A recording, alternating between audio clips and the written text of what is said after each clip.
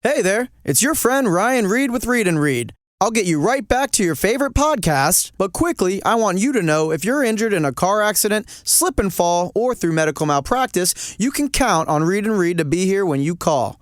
You'll speak to me, my wife, or my dad directly on the phone, or you can meet us in person or on Zoom for a free consultation. Visit needread.com today for more information. And remember, with Read and Read, it's like having a lawyer in the family. Needread.com. Offices, Tampa Bay. Blog Talk Radio.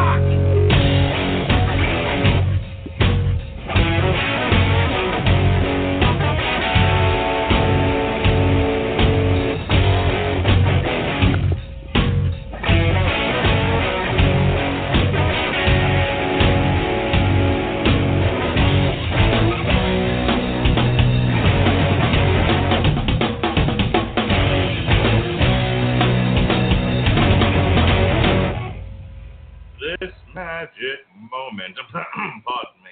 Hello, folks. You are listening to the best metal album review podcast on the internet at 10 p.m. on a Thursday. This is the Metal Hammer of Doom, and I am your host, the mandated reporter, and frankly, I'm mortified, Mr. Mark Radulich. Joining me tonight, of course, is my co-host, Mr. Lonely Hearts, Robert Cooper. How do you do, sir? Well, best way to handle getting stood up on a date is taking a nap. So I'm well rested. Listening to some good metal this morning, this afternoon. Yeah. I'm pretty excited to be here. Yeah. Yeah. All right. We're catching up here with some albums that were released that we hadn't gotten to in a timely fashion. Where we're going to get to it now, which means that we'll be reviewing Incarnate by Killswitch Engage, which was released actually on March 11th, so just about a month old now. We're going to get to it tonight because, why not? Joining us is, now last night when I was on Bunkhouse Stampede Radio, this is what I referred to myself as, and because I'm A, not creative, B, couldn't think of anything else, I will use what I said about myself on this person vis-a-vis this podcast. The crutch to our demolition, ladies and gentlemen, Mr. Stiznarky himself, Jesse Starcher, is joining the fray. How you doing, sir? Hey guys, I'm excited to be back on here. I appreciate you letting me back on to talk a little bit of metal with you boys. Now, I always like to ask. There are some albums where either you choose to sit out, or you can't make it on because of whatever it is that you're doing. This one, you made it a point to come on, and I assume it wasn't just out of boredom. You got a particular love and affection for the Killswitch? I enjoyed it. Yeah, definitely. These guys, I think I found out about them. It was how many times I'm going to mention Guitar Hero on this podcast? Apparently a lot.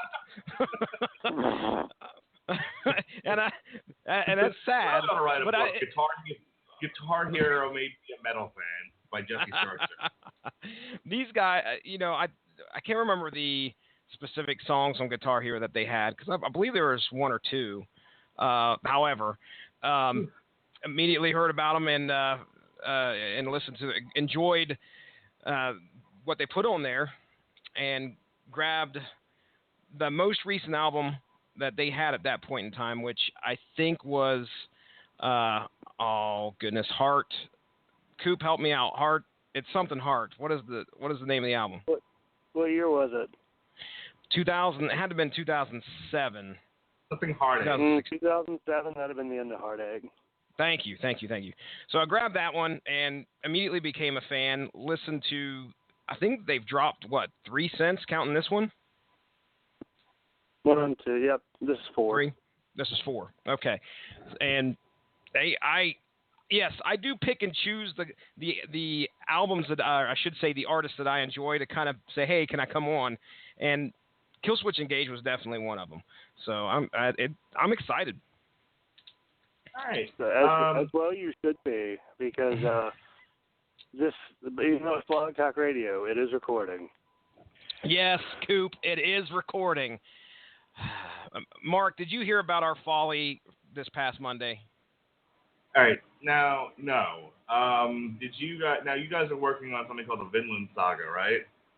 Oh yeah, we've discussed it for about 5 hours, but only approximately recorded an hour and 12 minutes. What because the fuck happened? it's not Blog Talk. It's all about me trying to record it on my own computer and then edit afterwards. We recorded for 2.5 hours Monday. It was me, Ronnie, and Ronnie, and Coop, and it was just crushing. I think what really sucked was me having to tell you guys about it. The fact that I lost the recording, that hurt bad enough, but telling you and Ronnie that, hey guys, we just sat around for 2.5 hours and got nothing out of it but 15 minutes. And that's the first time it ever happened to me. I'm not an amateur. I checked it 5 times. It said recording a call. Negative. So my pride is hurt as a podcaster, really bad, because I've been at it for about a year now, and that sucked. So the short version of this story is you had your Skype recorder going. It said that it was recording your conversation, and it wasn't. That is the short version. Yeah, that sucks, dude. It did, dude. I can't even tell you how bad. So yes, that bit a big one. All right. And the only thing that it got recorded was me talking about me talking about women in the library. Are you surprised? That's the only thing that got recorded. Skype is starting to develop consciousness, and it's decided that the only thing worth talking about is Robert's love life, and we will. But Robert started telling us about his evening earlier. We'll get back to it a little bit later, but I want to start playing some music because I'm on enough of amoxicillin to drop a fucking horse. I've been sick. I've been sick since January, and I decided 4 months later, maybe I should go to the doctor. This isn't getting any better. And if you follow me on Facebook, you'll know what that resulted in. So, yeah, I'm on a lot of antibiotics, among other things. Well, it's only up from here, then. Yep. All right. So, as I said before, Incarnate was released on March 11, 2016. On December 10th of 2015, they released first single, Strength of Mind.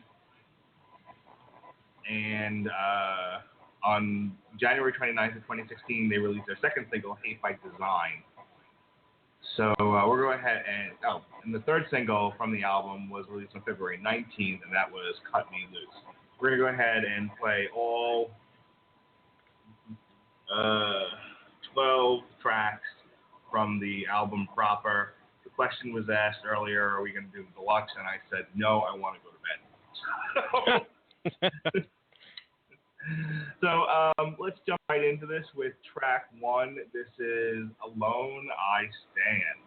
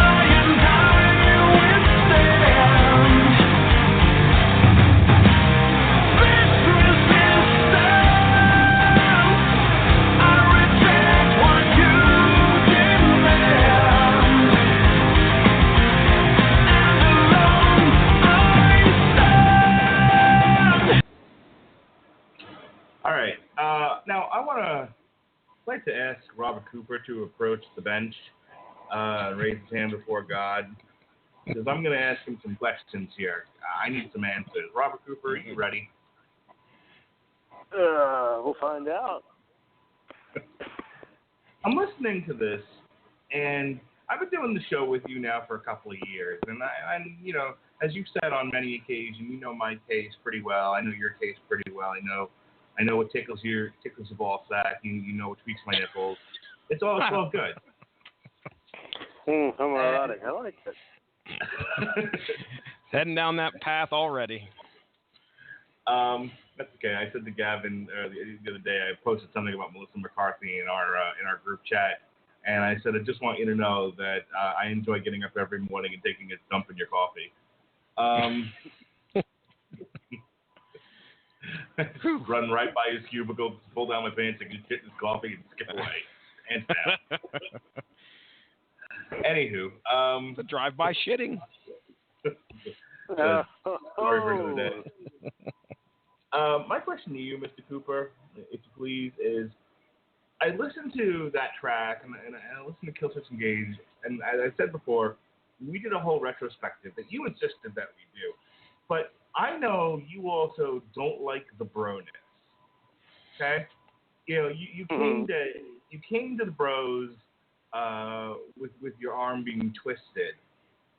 And I wonder, what is it about this band that you like so much?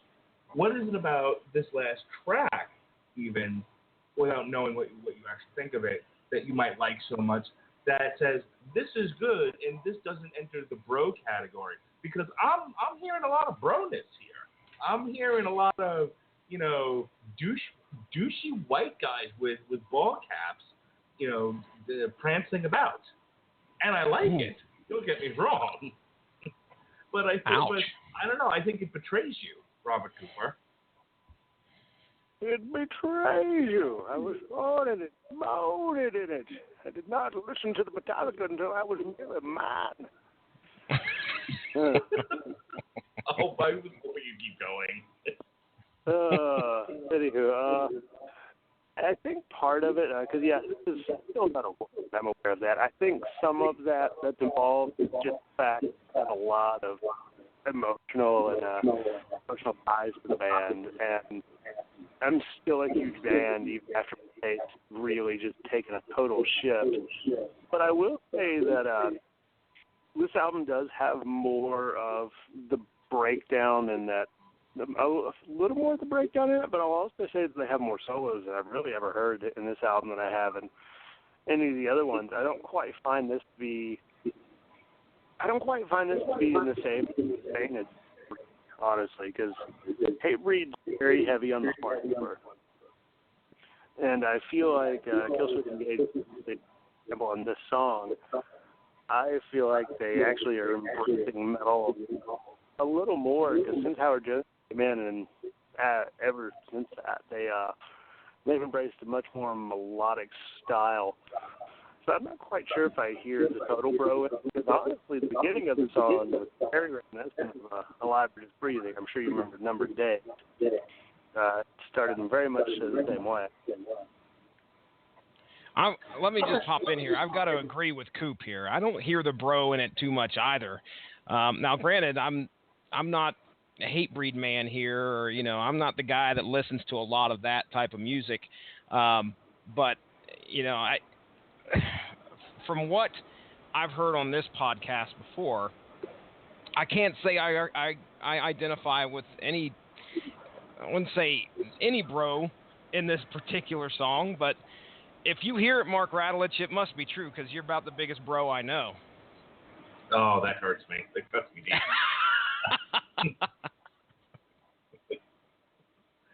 I'm no bro. I don't wear my hat backwards. Okay, all right. Off my That's temple. true. That's true. I don't mosh the stereo hiss.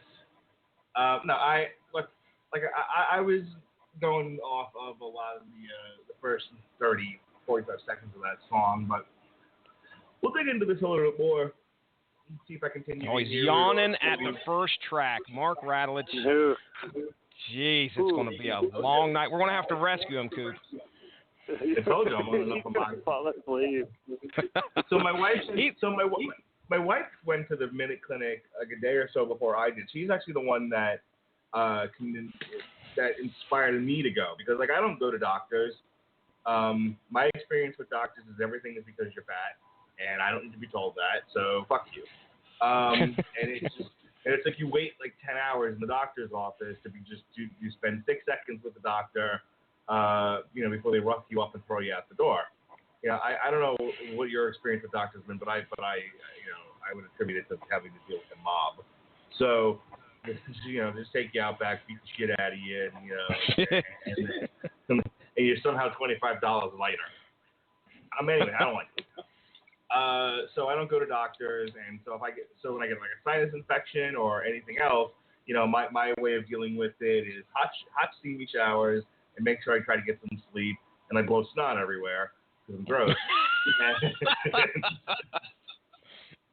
Yeah, that's Mark Radulich's home cure there. Just make sure to blow snot everywhere. That's right. Baby. Sharing is caring. I figure that'll solve the problem, because I've always had a good immune system and I heal quickly, and I apparently still think I'm 20. But this past year has sucked as far as that goes. I have been sick, I feel like, every single day for the past 4 months. And I didn't know what to do about it anymore. And when I finally did something to myself on whatever day it was, I went to the doctor, that I couldn't swallow anymore. Like if I swallowed, I would almost scream in pain. That's how bad my neck hurt. I was like, that's an important function of your body. You might want to make sure you get that checked out. Yeah, I was like, all right, I've had enough of this. I would literally have to hold like my Adam's apple in place, because it hurts so bad if it moves. I'm like, that's probably a bad sign. And I'm deaf in both ears. I can't swallow. I'm fucking, I got like phlegm and snot flying everywhere. I'm like, my wife had and the whole point of this wonderful fairy tale is that my wife went to the Minute Clinic and at CVS, so she didn't have to even go to a regular doctor. It was like a regular doctor copay. And I'm like, the Minute Clinic, that's right up my alley. And I was able to go right to the CVS website, sign myself in, leave work. I left at 3 o'clock. I was back by 4 o'clock. That's my kind of medicine. Yeah. Oh yeah. So where I was going to with all this before we go to the next track is my wife's on amoxicillin. I'm on amoxicillin. And she's like, well, we got the same dosage. And she looked about how much amoxicillin I was on compared to how much she was on. And she was like, Jesus Christ. And last night I said, hey, before you go to bed, can you run to my end table and grab me a pill before you go to sleep? She said, sure. And she took the size of it. She's like calling out fucking football numbers and yelling hype. That's how big these pills are. Shit. And I left through the air and swallowed it like Scooby-Doo. All right. Enough about my sickness here. We're going to listen to track 2. This is 8 by Design. 8 by Design.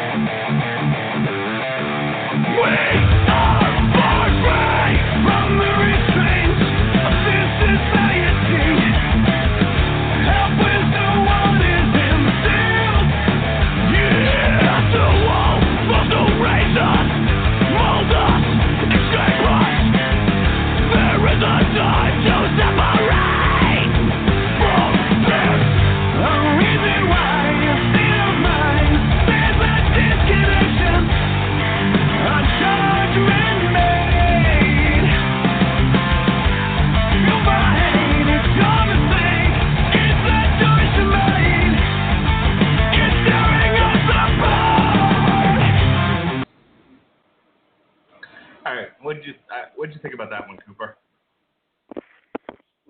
I think it's a good song. It's fairly standard in terms of sound. It's got kind of that gallop that they developed because I feel like this album here is something that when you look at, if you listen to the band enough and you listen to this, you'll definitely see some tropes. Like the last song had a lot of that drum fill that Justin Foley does, because he does that drum fill like at least once per album. He's pretty good on it. But this song here is I feel like it's a pretty good single to be released. Let's see. Yeah, it kind of still holds a lot of the lyrical torch that a lot of Jesse Leach's projects have done as well. It's very, I think it's really worldly, should I say. So I went on, I hit the music and then I got up really quick to go get a can of, what am I drinking here? La Vie natural lime flavored sparkling water. So as my voice gets dry as I do this. I started dancing immediately. I go right back to where we started with this podcast. I was like, I don't know what you think you're hearing, but I'm hearing that EO's classic hardcore. Straight edge? I don't know about all that now, but as soon as that song started, I started picking up change. That's a good song. That one right there got stuck in my head. I can tell you that much. Let's see. I have that one and the first one really great. I don't know if you guys remember, but when I first heard this album, I was like, I don't know. I really like Killswitch Engage, but for some reason, a lot of this stuff didn't grab me. And I think one of the things I said was like it wasn't too heavy. And then after I said that, I listened to it again, and I realized that I was wrong. So I think the first two songs on this album are really strong, in my opinion. Really good songs. I enjoy this one. Like I said, it gets stuck in my head. Yeah, it's a good one. I'm just curious, as they release these singles, it used to be, you release the singles to get radio play to promote the album. Just any thoughts on when they release singles now, where exactly, like how it helps the band in any way, where they're getting played? I mean, everything's through the... it's all streamed. Yeah, it's all streamed, so I don't know. I don't know if you guys have seen any literature on the subject or have any ideas, but I'm just curious to see, does it help at all? I mean, the last album that we covered, Baby Metal, their first single for the album was Karate, and I know that was on Apple Music, front and center for this there for a while. I guess it helps in the sense that if you're using those services and those tracks are there, remind you that there is an album coming at some point. Well, I definitely like the little. I was gonna say I get those notifications from Spotify on bands that I follow. That's awesome. And checking and getting those tracks. Go ahead, Coop. I know I cut you off. Go ahead, man. It's all good. Was this band here, and I'm trying to think who else. There was another band that did it recently that just counting down to the album. They released the singles, and then they released the rest of the album like a track a day until the album was released. And I feel like for fans that are really big into a band, that will do a great job of building anticipation, and also does a very good job of getting the music out there, because it's. I mean, hey, every video you release is a chance for some new ears to hear it. So I think it's actually a really smart way of kind of getting your foot in the door there and beating the, I guess maybe some of the illegal downloaders to releasing the album. I think Weird Al did it the best. Do a video for every song. Oh my gosh, that was fabulous. Just fantastic. What a prolific artist, huh? He's supposed to be down here in Charleston, about an hour and a half, 2 hours away from me, I think, in June, and I really would like to have the opportunity to go watch him live. You mean take your kids, right? Sure.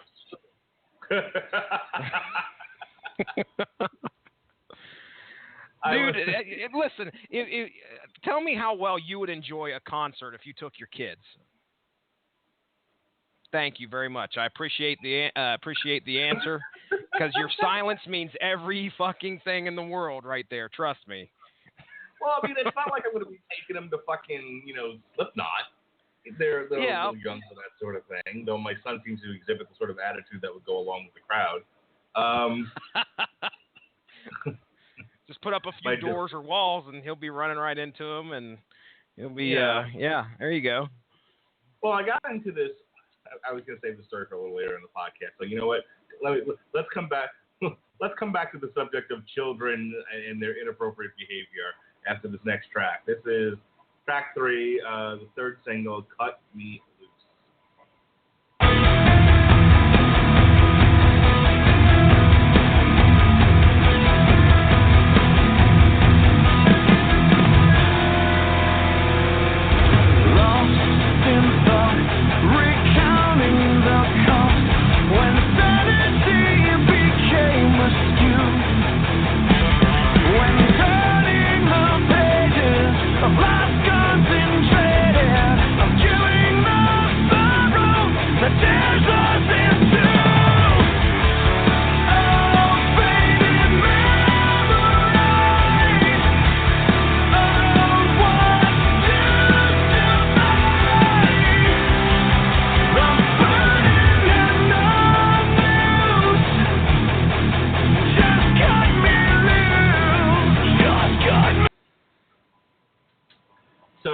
My son's birthday was yesterday. He turned 2 years old, and I've been dying to talk about this because I know Jesse Starcher can relate. And because I remember one of your sons drives you absolutely crazy, right? Yes, sir. Okay. And your middle son is 3 or 4?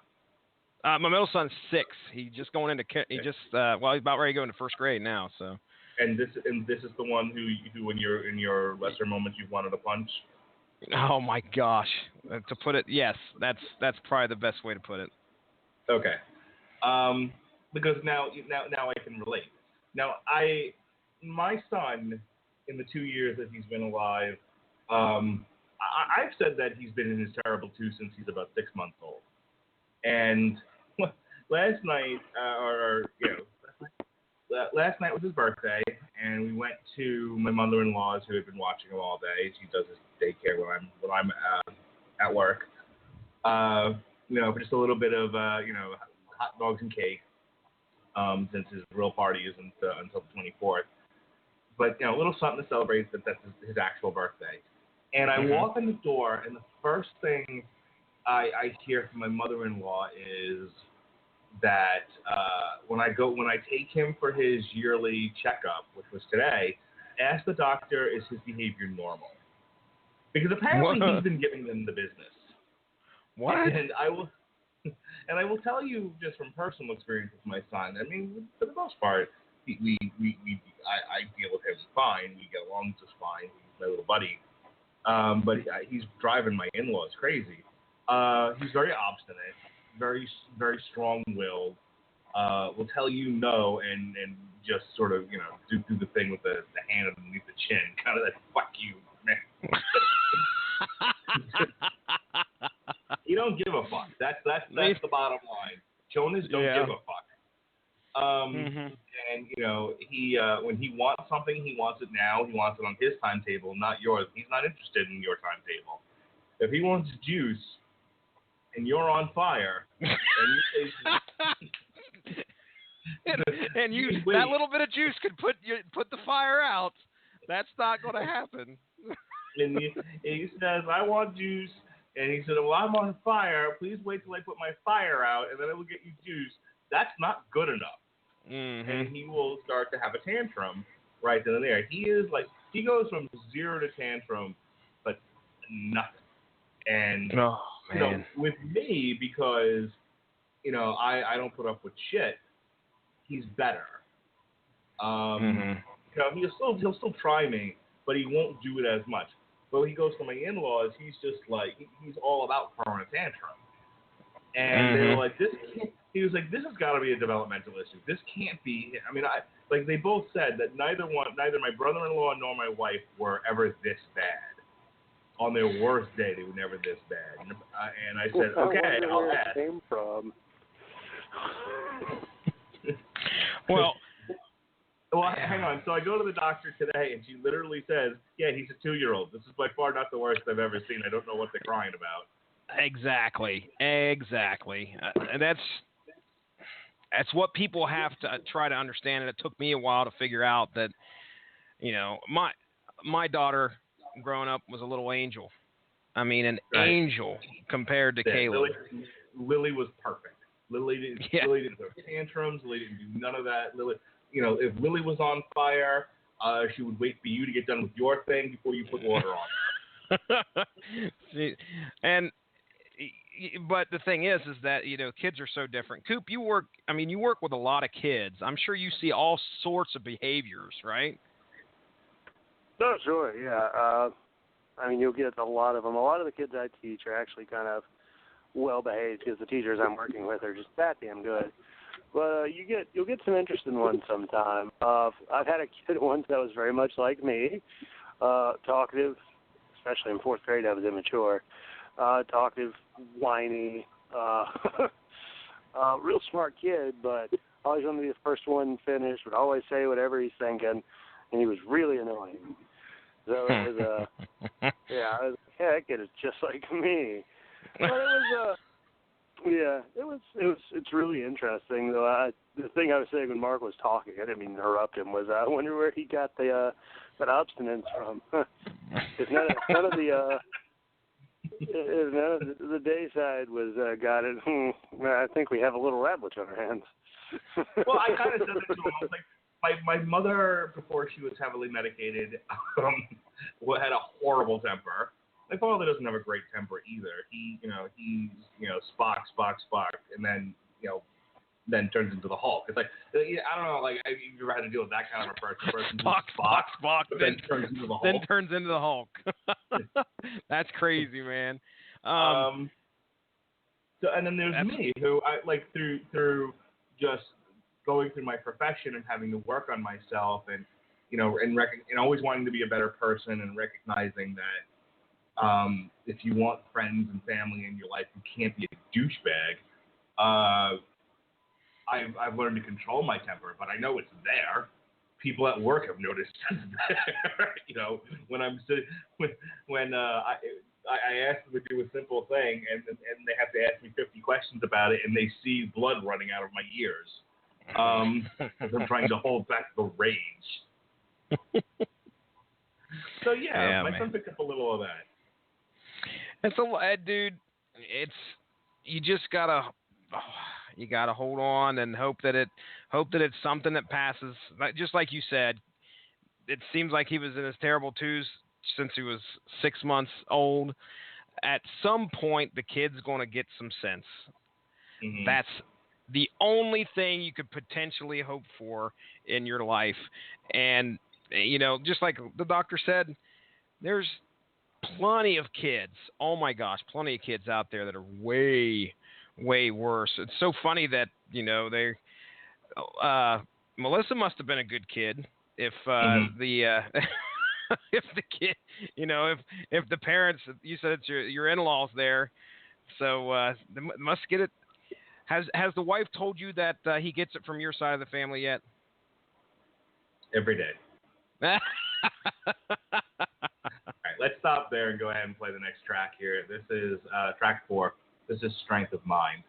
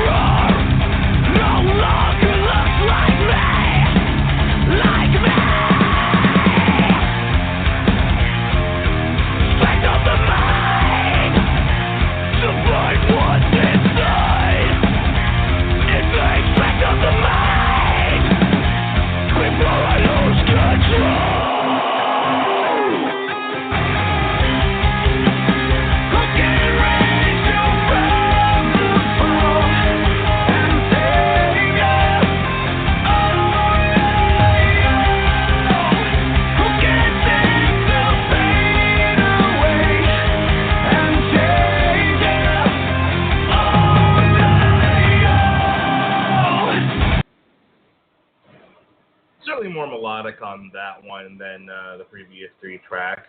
Not bad. Not one of my favorites. There's a track on here, and I don't remember which one it was, but I was playing the album earlier, and I kind of threw the old temper tantrum outside, said, here, go play. And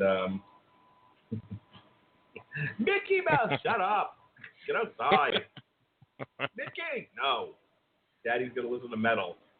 So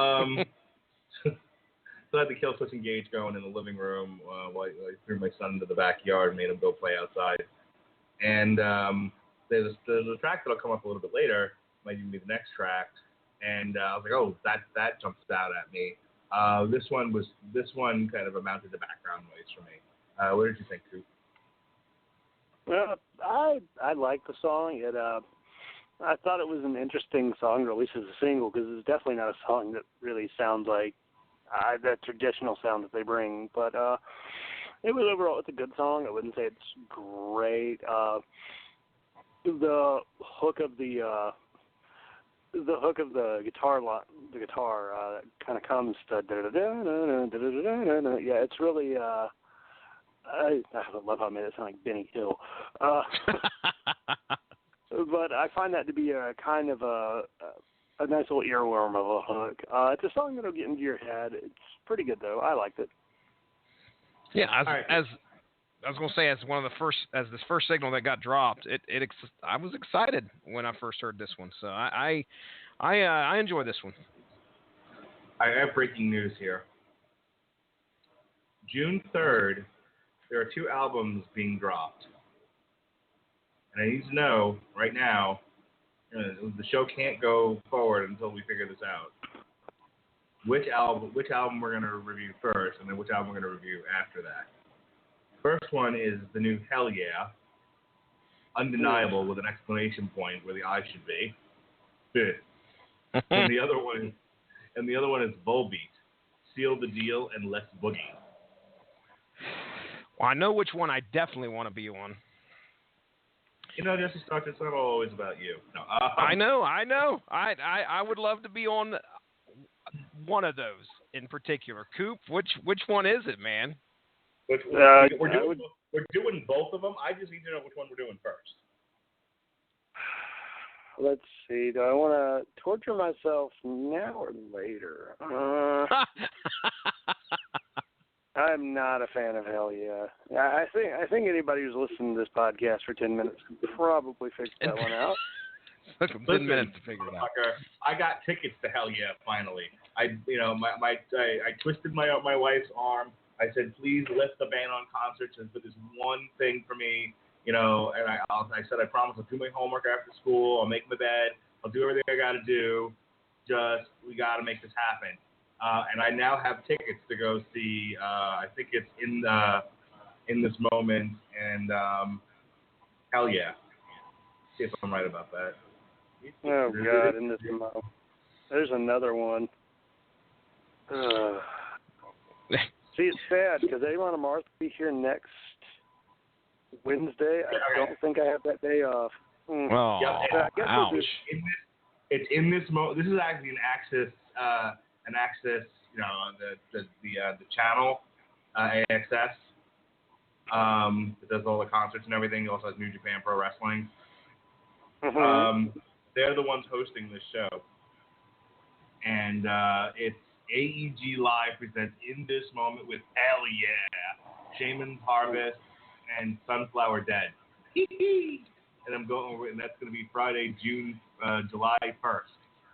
I'm so excited that it just came nice. Out to lose control, and I think I like it. He likes it. Dude. Yeah. I guess we'll do Hell Yeah first. I don't like In This Moment either. I always found that band to be like musically, like, what's the word I want to use? Mediocre, with a singer who's popular because she's got boobs.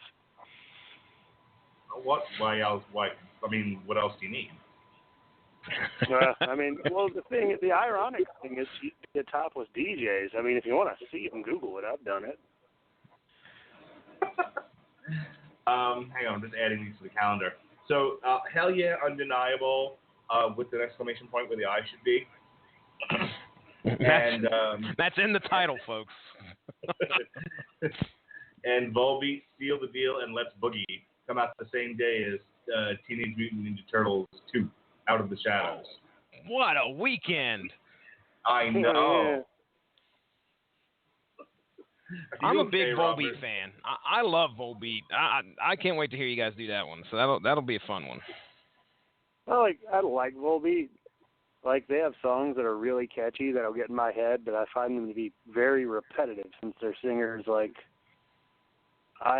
who do I compare him to? I like to say he's like James Hetfield and Glenn Danzig mixed together, and he pretty much has one speed, which is James Hetfield and Glenn Danzig mixed together. I had the Hang on, I'm setting these for Tuesday, by the way. I had the chance to go watch Volbeat about, I think it was 4 years ago, 5 years ago. I think it was 4 years ago, down in Cincinnati. And, oh, man, that was one hell of a show. At the end, they played a song, and they invited people up on the stage. And one of the ladies that went with me got to get up there and dance and, have a good old time, hang out by the bass player as they were playing. It was an awesome show. Had a great time. I've enjoyed just about every album that they put out. There's some songs that are, but I've already listened to the new single, which I don't even know what the name of it was, but it's pretty good. So you'll have to jump on the Wikipedia page for this year in metal to see if there's anything that you want to throw onto the schedule here before I take it all over, buddy. Yeah, we do that. Before Robert Cooper commits suicide, let's go over to track 5 here and just let go.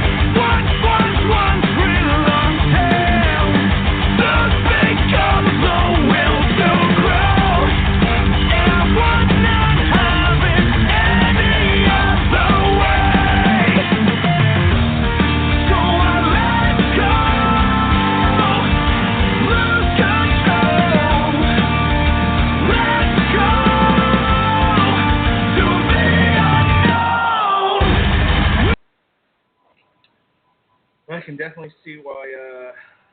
I can definitely see that one being released as a single too, though I don't think it actually was. Definitely follows, I think, in the same pattern as the last ones.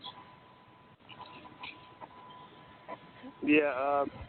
Every time I hear the beginning of this song, I'm like, I love My Curse. It's a really good song. Are you saying this was a bit derivative, sir? It's a little samey compared to it. I mean, yeah, a kind of a down-tuned, dissonant, sounding guitar intro to your metal song that you've done before. I mean, hey, it's their band. There's another good song. Some of this album, well, I mean, I really like this album. I did. It is a little samey. A little samey stuff going on. It gets, as we go through, it just gets to be background music. Mark mentioned that earlier as for one of the songs. I find that happen to me as we go progressively through the album. And this might be one of those ones that tricked me and making me think that it wasn't as heavy as it was. But, I mean, when you listen to that, I mean, that's clearly heavy. But then once the chorus hits, it sounds so, I don't want to say poppy, but it's got maybe it's the melody that's throwing me off.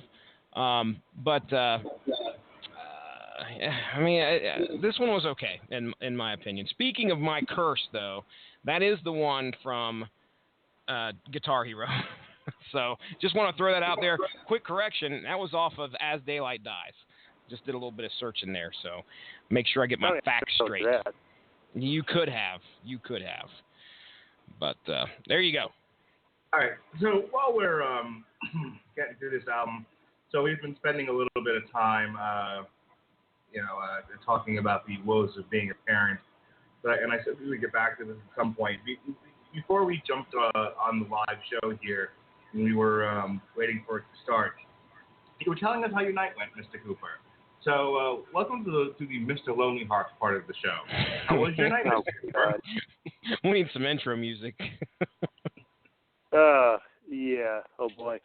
I found 3 albums that would be totally cool to cover that are being released in May. Let's see, we got an album by Vector, who are a really, really, really fucking awesome, progressive thrash metal band. I actually heard a couple. I was gonna say I heard a couple Vector pop up on Spotify's Discover channel that I listen to every once in a while. Good shit. Yeah, them, Grand Magus, and Catatonia. All 3 Grand Magus. albums, all 3 bands that I really love.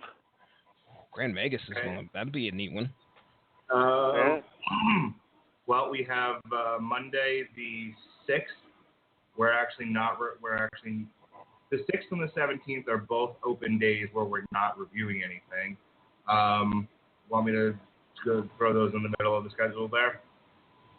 Sure. All right, so the 6th is Vector. Well, here, while I'm doing that, actually, no, let me do this one thing at a time. Okay, so Vector. I cannot multitask. So Vector. Oh, Grand Magus comes out at the same time as Hatebreed. Yeah, and then Steel on the 27th we have Death Angel. Wow, I mean, yeah, we got a pretty nice little slate getting released there.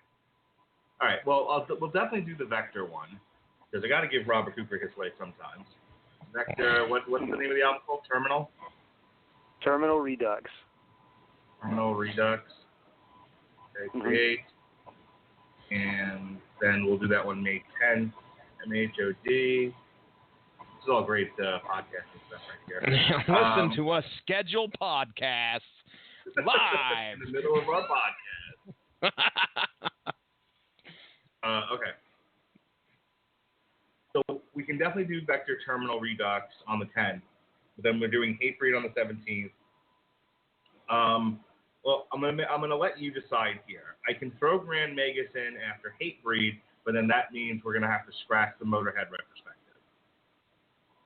Oh. Or move. Well, that would suck, because isn't that like 2-3 parts, something like that? I broke it into 2 parts. We're getting it done in 2 parts, and that's that. Because it's like 20 albums, right? Wow. We're getting it done in 2 parts, and that's that. We're gonna get up to their 1985 material, and that'll be like 12 of them right there. They released 3 albums in like 1980. We're gonna get to like 1985, and then just go. Well, we're out of time, folks. And Lemmy went on to have a very popular career. Good night. Tell you what, you know what?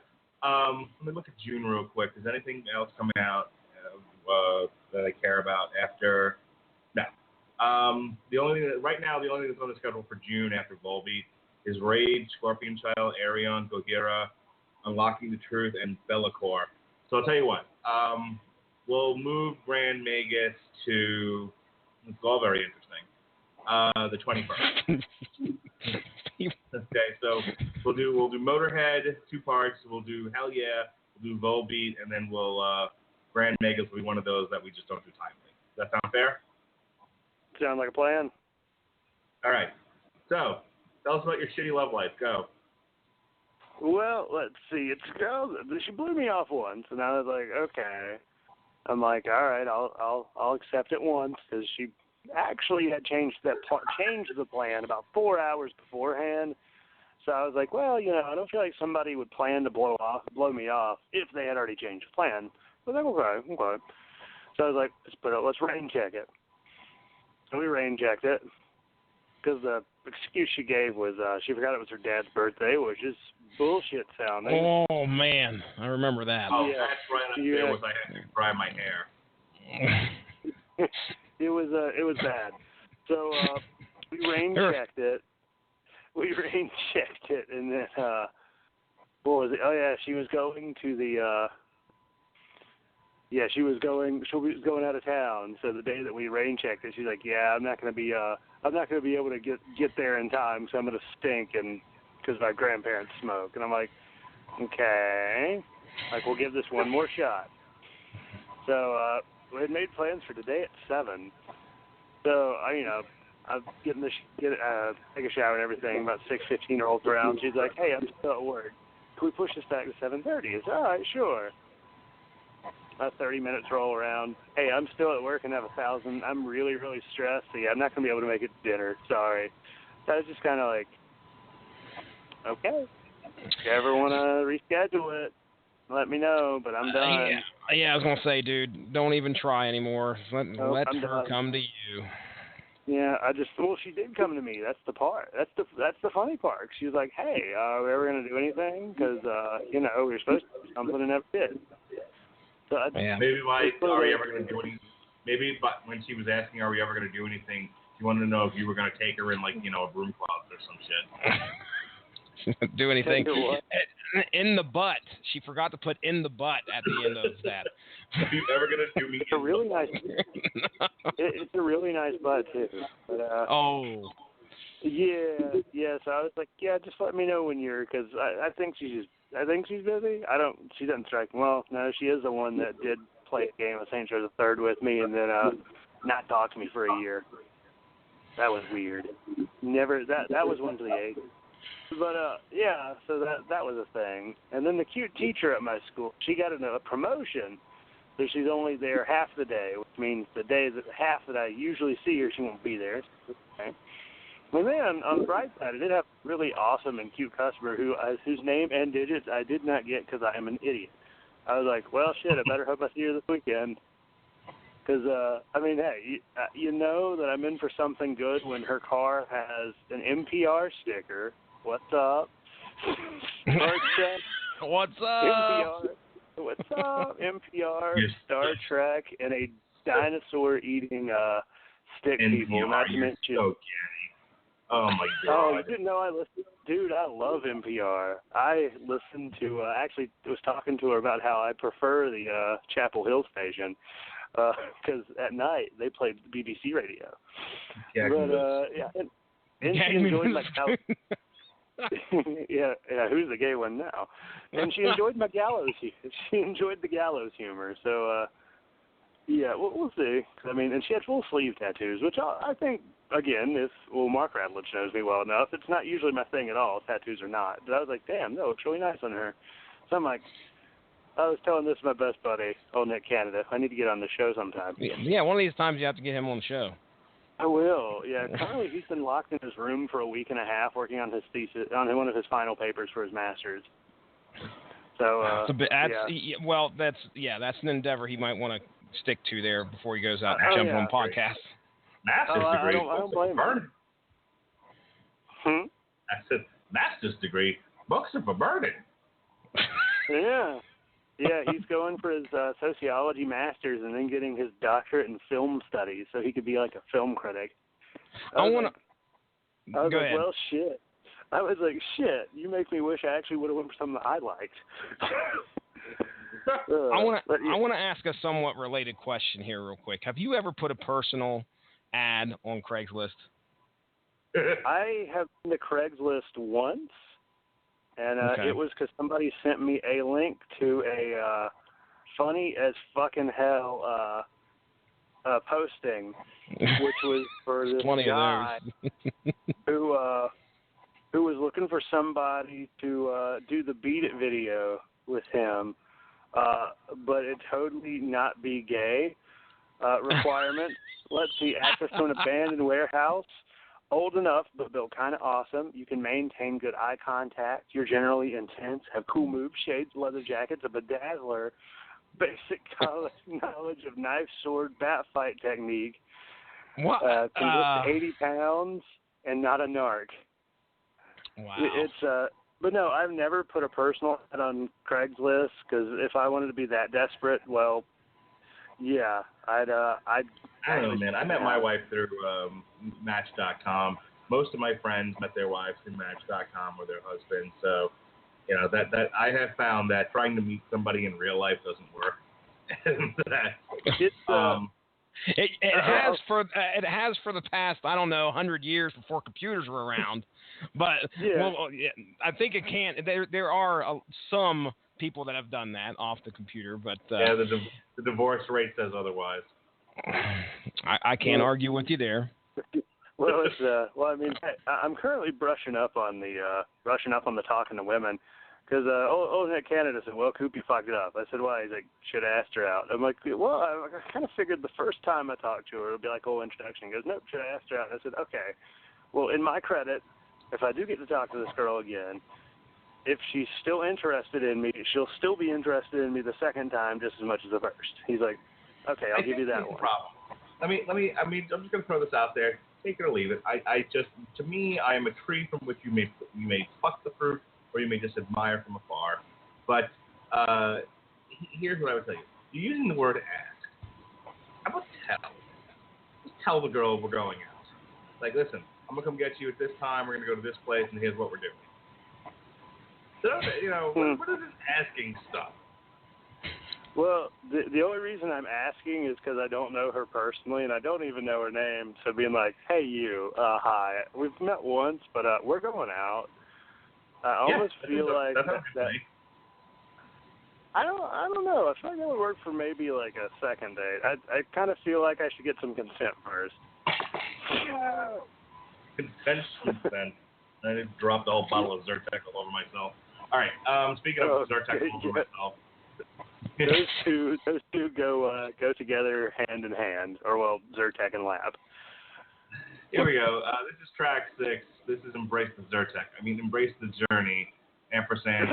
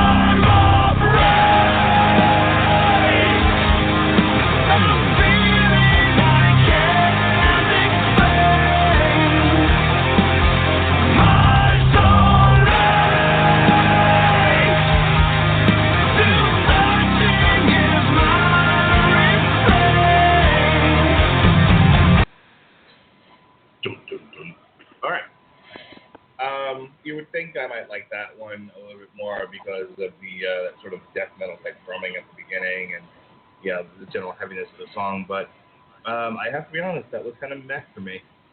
Oh, jeez. No way, man. That was the best song on the album. In my opinion, that one fucking rocked. You're smoking crack. Bullshit, Mark Radulich. Coop, weigh in here. Bullshit, Mark Radulich. Fuck the Hulk Hogan. Sticky baby, where did you come from? It was I love the Shiki Baby, but I feel like this is a fairly good song. It's a little slow to get started, but I think it pays off with the amount of speed that it gives toward the verse, the bridge sections in the verse. It's still a pretty good song. The weird thing is I think I enjoy this album as a whole more than I do a part. Like, I could throw this album on in a loop while driving, and I'd be okay. Because I think it works as a whole, but some of the parts are just like, it's a part. Because their last album was, I think Mark and I both, Mark reviewed it for 411, I remember that. And then I reviewed it for, we were going to review it on the podcast, and Mark was like, somebody's shitting somewhere. I think that's what it was, I don't remember. But that album was really... Somebody's shitting somewhere. I don't know what the fuck's going on around here. He's like, somebody's shitting somewhere. I can't really do the podcast. I'm pretty sure I had a better excuse. I'm sure I was having a kid or some shit. Sorry, I can't review the podcast. I can't review the podcast. I can't review the podcast, Coop. I have to go have dinner with my father. Yeah. Ouch. Burn. Yeah. That one was like, I forgot it was his birthday, and I was like, I almost typed what was exactly on my mind, because I am not known for saying exactly on my mind, because usually it's not as nice as what comes out. It's not as nice as what comes out of my mouth. All caps bullshit is what I would have probably put, but that's what I stated. That's what I would have wanted to put. You're right, you know. Yeah, that is exactly what I was going to put. Just caps lock, like, Yeah, I was going to put God damn it. Because I was like, are you fucking kidding me? I'm getting ready. You should have written her back. You should have been like, are you sure you aren't just going to be home and drying your hair or some shit? See, since she was like, yeah, we could reschedule anytime, I was like, okay. Don't you fuck me over this time. I was like 3 weeks in the way. That was 3 weeks of wasted days off. Ye fucking haw. But, the first album with Jesse Leach that they had back, which was the last one, Disarm the Descent, it was very much front-loaded in terms of content. The best songs were definitely in the front. This album here, I kind of think they're interspersed. Like, you have a lot of really good, songs from their singles, like Hate by Design's a good one, Strength of the Mind, solid. I like The Lone I Stand. This song here, it's the, next to longest. It's 5 minutes, because longest is 6. And it's overall a good song, not the greatest, but it gets the job done, being a nice kind of middle section. Nice little, would it be an interlude? It'd be an interlude. I call it a wake-up track because it seems to kind of, they, just like you said, they intersperse some of the stuff, and it feels like this right here brings me back into the album. All right, let's hear it. This is track 7. This is Quiet Distress.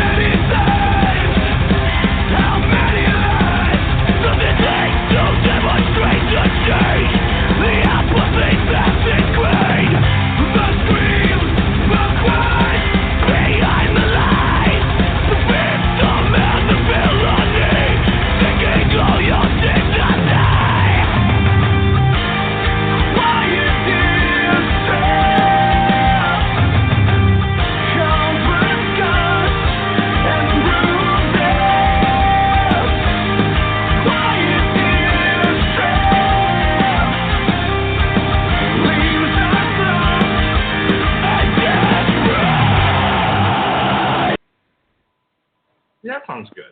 I like that one. Yeah, that meets the gallop is good. The energy's good in it. For this type of band, where it shifts between the melodic and the metal, I think it's used well there. It's one of the better songs on the album. I don't know if it's that might have been the one that I was like, ooh, finally. But like I said, I wish I had been paying attention now. But it might have been that one. Might have been maybe one of the next couple. But it's definitely it definitely would have been one that would have made me pay attention on one of the go-arounds when I was listening to it. Yeah, I definitely knew the song would be up your wheelhouse because it's under 3 minutes. Everybody knows the way to Mark Radulich's heart is to have your song be under 3 minutes, or bake him a cake. That's not true. They're playing I love Typo Negative. They're one of my favorite bands of all time, and this song's like 12 minutes long. Yeah, they have some long ones. Yeah, because you know the way to my heart is to be like 7 minutes long or something. Yes. I love how and to play in the mud. Yeah. Of the tempo of a snail on fucking heroin. Does heroin make you go slow? I've never been on heroin. Oh yeah, dude. If you just want to be mellow, heroin's the way to go. I didn't know that. Yeah, I know. You recommend it what for sleeping? Yes. I hope you like some weird fucking dreams. No, that's acid. But I mean, you've never seen people like do like a heroin nod. They're just really talking to you. Listen. Fall out. I want to go ahead and tell. Well, yes, I have, because I unfortunately had the distinction to work with somebody who was going through that, and well, she ended up losing her job pretty much after they tried to work with her, and we're in a pretty professional position here, and she was unfortunately on heroin, and yes. Yeah.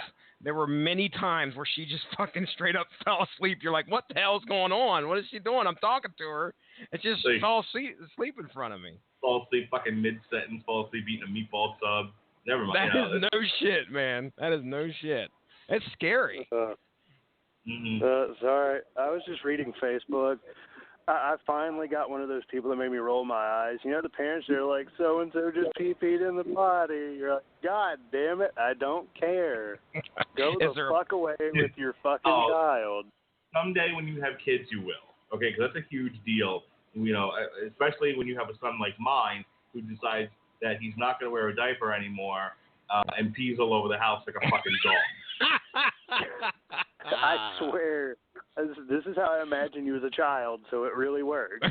Like, I imagine you as a kid being like, they're like, Mark, put on your diaper. You're like, time to murder it. Like, dude, I was a fat blob. I just sat there with my toys and my big belly, and waited to be fed.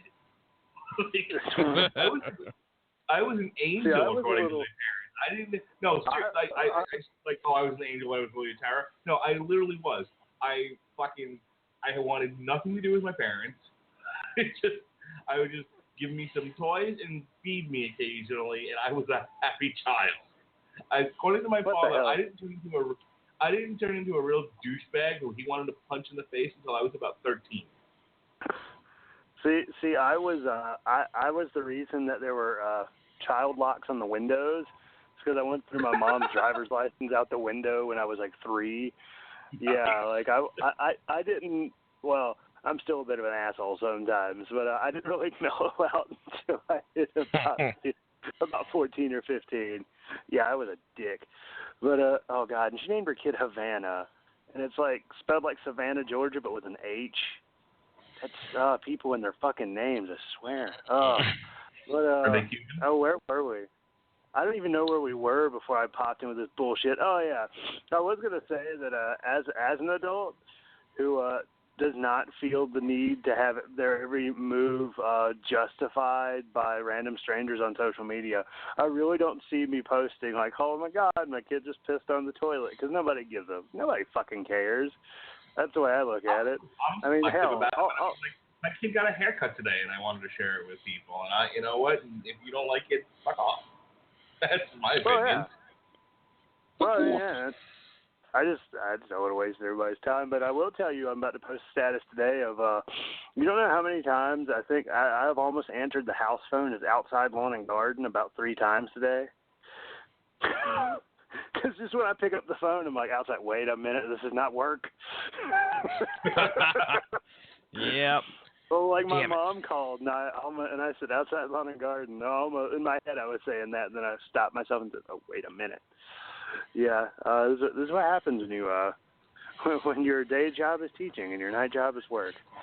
Lowe's, home, and motherfucking improvement. I was telling the girls I work with a story. Now, you have to imagine the mental health department is basically like one office, and it's an open space. There's 3 desks in the office, and so, we all just kind of like sit, back to back, like in like a semicircle, basically. And like I said, 3 desks, because we're a 3-man team per shift. And I was telling them something about me and my wife. We were just telling stories because fucking work craziness. So just sit in the office and tell stories. And then my wife called, and I never like go into a private area to talk to my wife.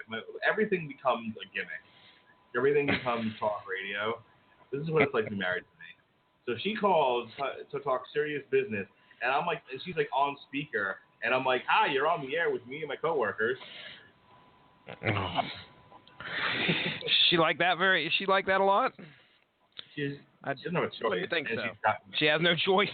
You have no choice in the matter, Melissa. Sorry. She can be like, can you please take me off speaker? And I won't. It'll be like, all right, you're on speaker, go. Oh man.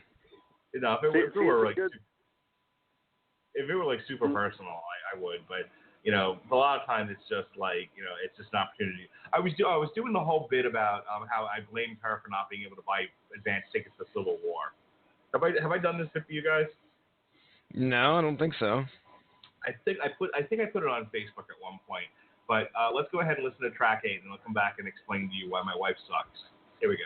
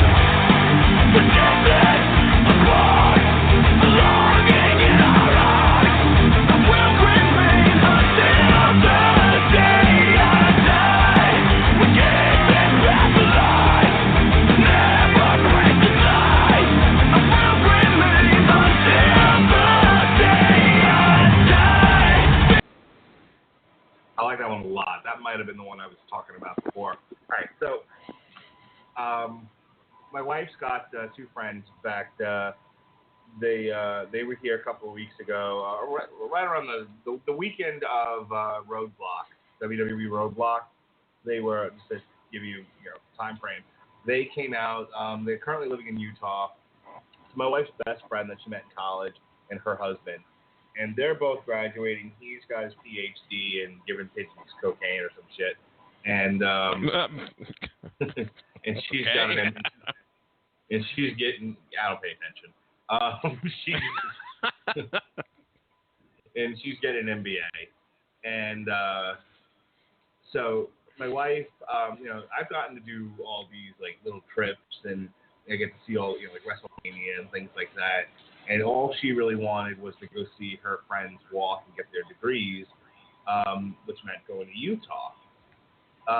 So I said, I kind of owe her own little getaway so she can do that, considering, like I'm already begging to go to Madison Square Garden November 12th for the UFC. but I've done other stuff. I've done other stuff the past couple of years, and I figured, okay, I can't tell her no. So her parents helped her out with it, and she's going to Utah for the weekend.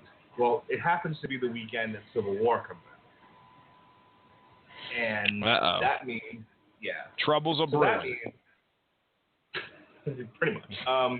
So I got to wake up Friday, which is when the movie comes out, May 6th. I got to take my daughter to school. Then that's like, if you can imagine Hillsborough County here in Florida. It's a very big county, and you get from the most northern part of it to the most southern part, it's about a 45 minute, depending on how fast you're driving and the traffic's like. It's about a 45-minute to an hour drive, all things considered. I got to take my daughter to almost the most northern part of the county, then drop my son off at my parents' house at a place called Apollo Beach, which is almost the most southern part of the county. And I won't know what time I'm done with all of this, which meant I don't know what showing of the movie I can buy until I drop my son off, which means I couldn't buy advance tickets to the movie. And it's all my wife's fault for her selfishness wanting to see her friends graduate from school. Unbelievable. That's what I'm trying to say. The fucking nerve. Civil War, man. Coop, what do you think of that, man? I think there could be it could be worse. You could have to 100% on Rotten Tomatoes right now. Civil War is okay. They're saying it's the best Marvel movie to ever be made. It's not only the best Marvel movie. It's like it's like a sequel to the Avengers, Age of Ultron. It's just the best. It's just the greatest thing ever. It shames Batman versus Superman. It's so good. And now I can't buy. I who bought advance tickets to the fucking Jungle Book, okay, don't have advance tickets to this movie. I have to wonder what showing I'm gonna have to go to that day of the 5th. That'll be available for me, and then he's 5 mile radius. My heart bleeds for you, Mark Radulich. Yeah, Mark, absolutely. You are unfortunately. I am very much like the crying Indian right now. I wanted to go see Batman, Superman, and I'm like, hey, stepdad, want to go see it? Oh, I heard it wasn't that good. I actually want to go see Star Wars at the cheap theater before it had on the Blu-ray. And I was like, but Batman. He said, well, we'll see it next time you're off on a Saturday. And I looked at him and said, when's that? You want to know the last fucking time I got to go watch a movie on a fucking premiere night? Oh, here we go. Yeah, Don't fucking start your shit with me. I'm sitting here. I think, seriously, Jurassic Park 1. Like the last time Jesse Starcher got to go see a picture on opening day was Back in the Future. That's no fucking joke, man. It's been that long. So I admire your being upset. It is Marvel Civil War, but I'm sorry, sir. You don't tell the wife, listen, I'm a man and I've got the penis in the family, and you sit here and take care of all the kids. I gotta go see a movie. This is important shit happening right here. Yeah, I'm afraid. I think the problem is that he doesn't tell. He asks. And we have learned our lesson tonight, folks. I need to learn to tell just like Coop does. Yeah. Go right. Start. We'll wait for you. Go tell Mindy that on Friday, May 6th, I will do that. I'll do that here in just a few minutes, and then all of a sudden, there will be a loud crash, which would be my computer, in which she's saying, "You want to fucking podcast some more?" And then there's like stuff being thrown around, and then it's I know when to pick my battles, and going to go watch a movie on a night that it comes out. That, my friend, is not one of them.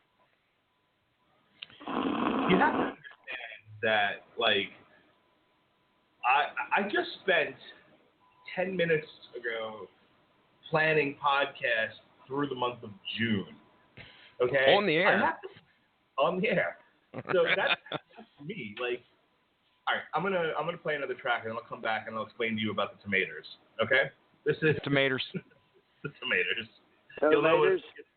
The tomatoes. as my grandfather would say. And I'll explain what that means in just a minute. But this is track 9, It Falls on Me.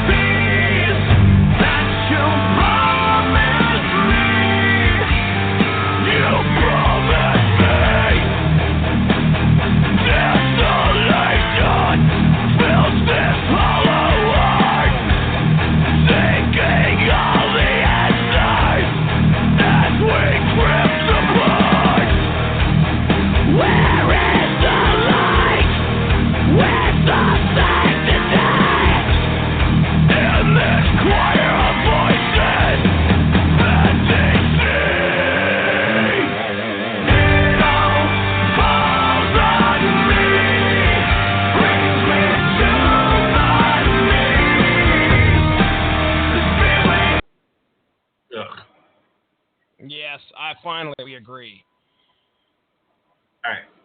So I don't know if you know, like, if you've ever had to deal with.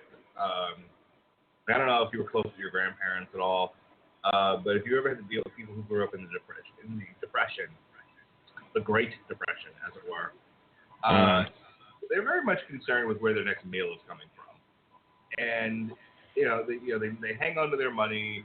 They're very like they don't spend their money on frivolous things. They don't understand the rest of us who are more liberal with their money. They're very much concerned with planning things out, making sure that they got their bases covered. And at least that's how my grandparents were. My grandparents were both Italian immigrants who grew up kind of poor and hand to mouth. And they came through the Depression in New York. And my grandfather made a living, was able to take care of his family by being a bus driver. And then eventually he drove a truck, I think, for ADP. And he didn't give you a lot of opinions on things, but he would, like, wake up in the morning and immediately get into a discussion of what time the meals were going to be. Okay? Okay. And my grandmother was a farmer. They lived in the suburbs, at least when I was around. They were living in the suburbs of Long Island, just outside the Sunrise Mall for people who know how Long Island works. And even though they had, there was a supermarket, in every direction, within a 5-foot radius, my grandmother grew vegetables and stuff in the backyard.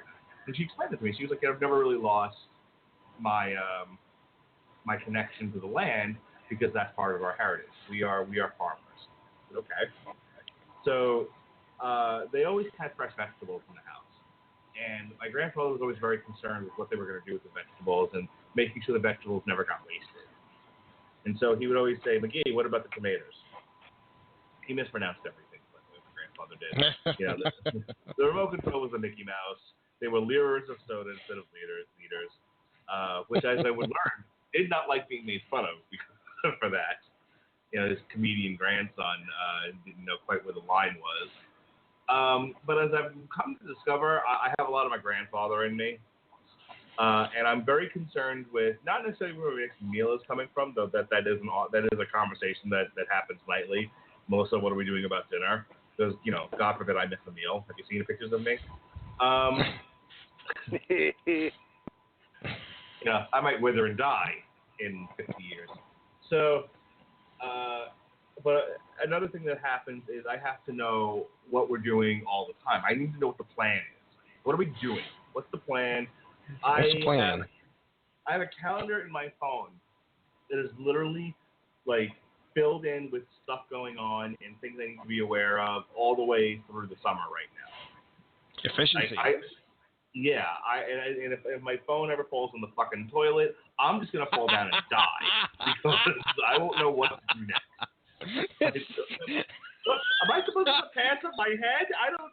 It was in my phone. I don't understand. Yeah. 911 call. Your wife called 911. What happened, ma'am? Tell us what happened. Well, he's on the floor in the bathroom. Okay, what did you see anything? He dropped his phone in the toilet, and he's not moving. He's sucking his thumb now. I need somebody out here right away. We need somebody with a bag of rice and some Xanax stat. I have had a conversation with my wife about a movie coming out in like 3 months and asking her, what day am I supposed to go see this movie? What day works for you? And her looking at me like, are you some sort of crazy asshole? How the hell am I supposed to answer that question 3 months in advance? And I think I'm being reasonable. So you see, Mr. Cooper and Mr. Starcher, the kind of agony I'm in right now, not having advance tickets to Civil War.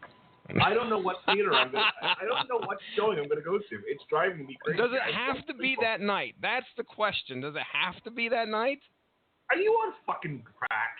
Yes. It doesn't have to be that night. You can go. Imagine all the space you'd have if you just waited a fucking couple days. I'm reviewing it the following Wednesday. I've only got so much time. Which is, let's see, Thursday, Friday, Saturday, Sunday, Monday, Tuesday. No, I'm seeing it 6 Friday. days. Seeing 6 days. I'm seeing Friday. I'm seeing it Friday. All right. Well, here's the problem. See, you're overlooking some details here. I don't feel like you're listening to me. Melissa's leaving Thursday, May 5th. So we gone the 6th, we gone the 7th, she'll be back on the 8th. Okay? I'm working the 9th, and then the 10th we'll be reviewing Terminal Redux by Vector here on the Metal Hammer of Doom at 9 p.m. When the hell am I supposed to see this movie? You're so smart. I think you could figure it out. There's got to be a way. You can do it. When am I supposed to see this movie? On Sunday the 8th is UFC Fight Night Overeem versus Arlovsky. Well, I'm not going to see it then. When do they run movies? I'm sure that they run movies at like 1 o'clock in the afternoon. Well, I gotta get somebody to watch my kids. I can't take them to go see Civil War. There's no way my son's sitting through that. Oh, okay. All right. Well, man, I guess I kind of see where you're coming from there. I'd hate to tell you that you might just have to miss it because holy fucking shit. Are you? Yeah, I had a feeling that was coming. You're not even being reasonable at this point. You're just talking nonsense. Oh, man. We're gonna go to track 10 here. You can cancel the podcast and say that you forgot it was your dad's birthday. No, wait. Let me do this one, Mark. Are you on fucking crack? There you go. Right. We're going to go to track 10 here and listen to The Great Deceit while Jesse Starker sorts himself out and asks himself some important questions in the mirror.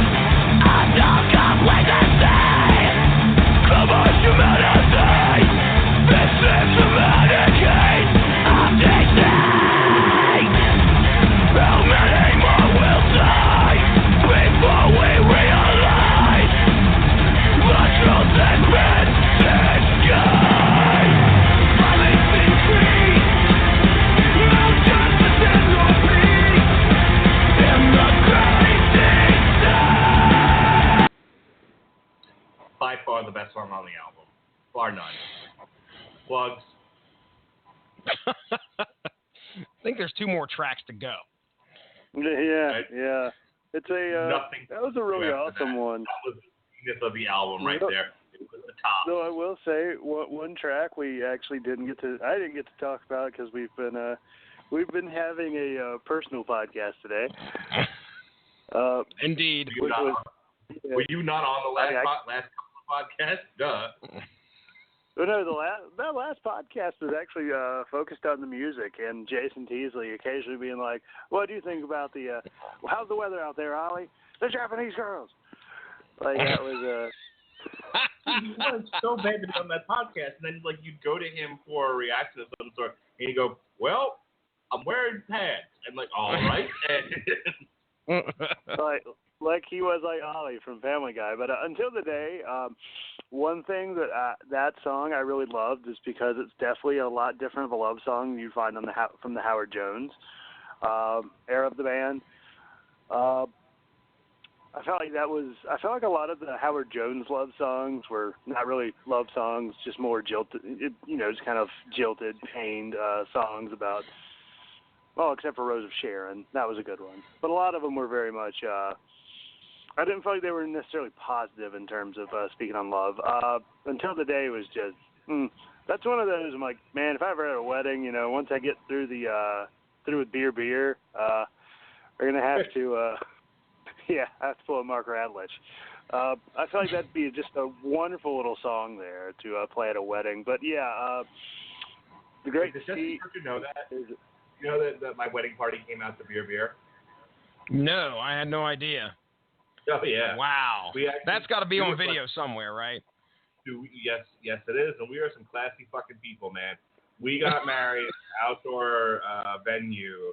Like a converted, like a horse barn that had been converted to a very night before anyone jumps in and starts laughing. It used to be an active horse barn. It got converted into an outdoor venue for weddings, for those who are looking for like a more rustic feel. And we gave everybody their own personalized stein, and we filled it with beer and we sent them into the wedding to Corpus beer. Nice, very nice. Classy bitches, the Radulich family. Oh yeah, I hope when you came through with like the wedding party, like you built a brick wall and just like straight up fucking Kool-Aid man that shit. Oh yeah, that'd have been the absolute best. My son gets mad that he do that. That is, and now entering his first time as husband and wife, Jonas and Schmagegi Radulich, and he just bursts through the fucking wall and yells, "Oh yeah!"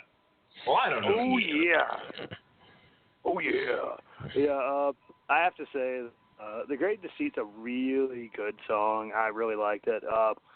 This album, like I said, the good songs are really interspersed. Like, I feel like the album's very consistent, but the great songs are really interspersed, and I think it honestly makes the, I guess I would say more quote-unquote average songs to pretty bearable. I mean, it makes it to where you're just kind of, I mean, they're not offensive. They're pretty good to listen to, so it's almost like a nice little bridge in between your great songs.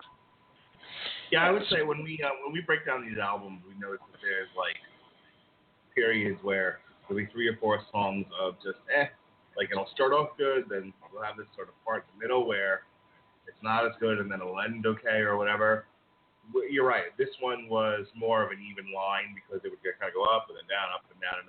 So it didn't stray too far from, I think, the central area where the album exists, which is it's an okay album.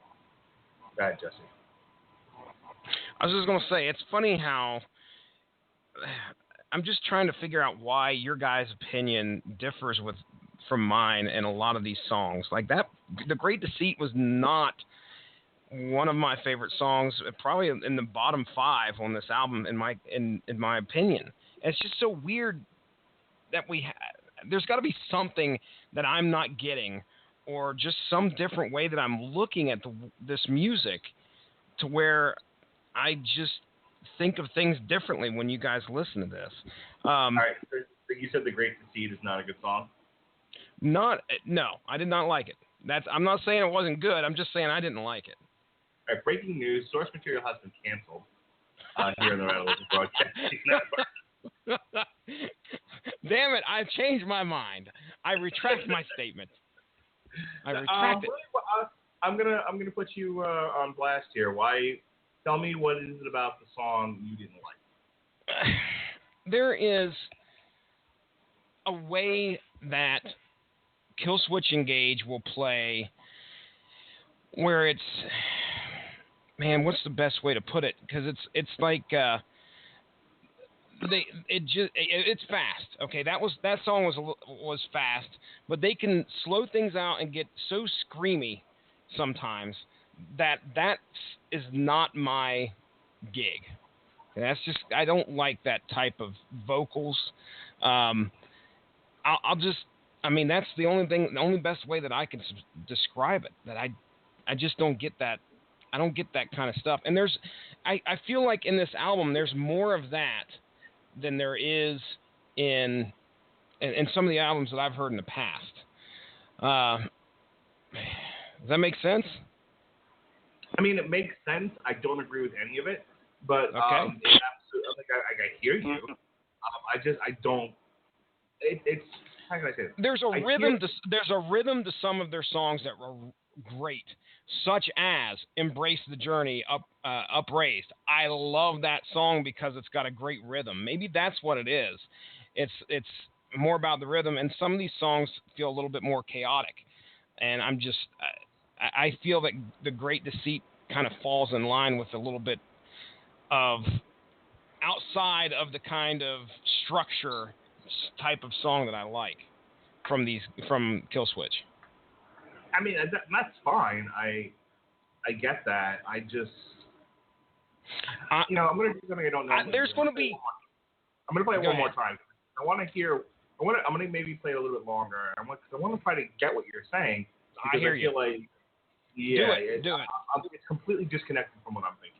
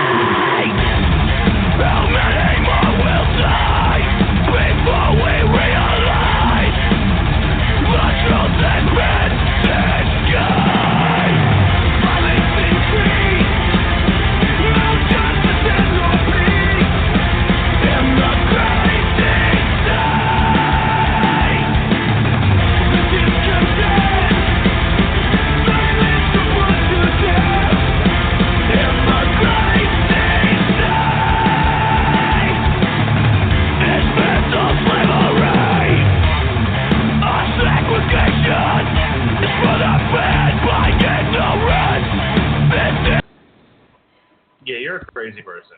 That track would be more consistent and simple. It's way heavy. It's heavy. I'll definitely give you that, but it's not catchy in any way, in my opinion. Are you crazy? I want to get that motherfucker. All he's doing is screaming, and it's just repetitive. Yeah, that's not my thing. That's That's not my thing. Sorry, I'm just so damn amused with Jesse Starcher singing the blues. And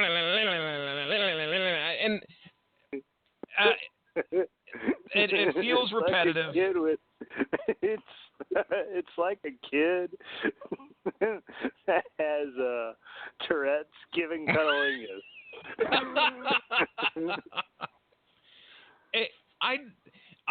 I'll give you the start of the song sounds great, but it just gets repetitive, and it's too much screaming at me. There's too much screaming at me. I guess maybe I leaned more toward the melodic stuff that they do. How's that? I mean, that's probably the best way to go about it. Okay. That at least explains somewhat where you're coming from. It's gay, but it does explain where it's coming from. Screw you, Radulich, damn it. Well, see, now you're saying that you want to screw him. Stop proving points. Get Teasley on the phone here, then we'll see a real love fest. Yeah, that's true. We'll get those love ballads started early. We'll get some candles, and we'll run it on the 4 a.m. to infomercials. Book it. All right, Coop, you want to weigh in here before we move on because I'm done with this. The song itself, I'd say, really harkens back to a lot of the early work, which just makes me absolutely giddy inside. So I was a big fan of the song. I mean, hey, different strokes for different folks. If Jesse didn't like it, it's not my fault. He's wrong. Yeah, I've heard that before. I'm giving you shit. I mean, if you don't like it, you don't like it. That's fine. Well, like I said. No, I mean, it's fine. He's wrong. And he needs to get right with Jesus. I didn't come on this podcast to be right. All right? We'll just... I knew that going into it. There's a lot of wrong on this podcast. I'll tell you that right now. But we carry on.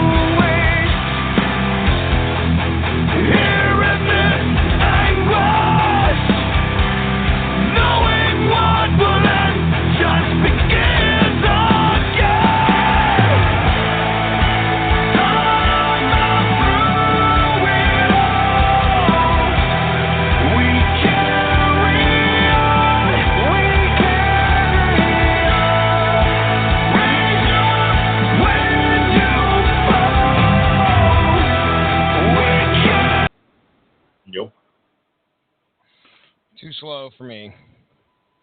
Yeah, agreed. Coop, I'm sure that was your favorite song on the album. Oh, shoot. Actually, I thought the song was decent. It wasn't great.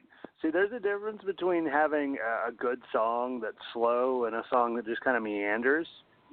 And I thought the song just kind of, it really kind of meandered. Because, yeah, I mean, I love me some slow music, but no, this one was kind of just, it wandered. I'm good. If I wanted my wandering, I'd have it being on a continent of saplings, which I think that comes out in the summer, too. In the interest of time, we're going to go ahead and play the last track on here. This is track 12, our final track here as we review Killswitch Engage Incarnate. This is Ascension.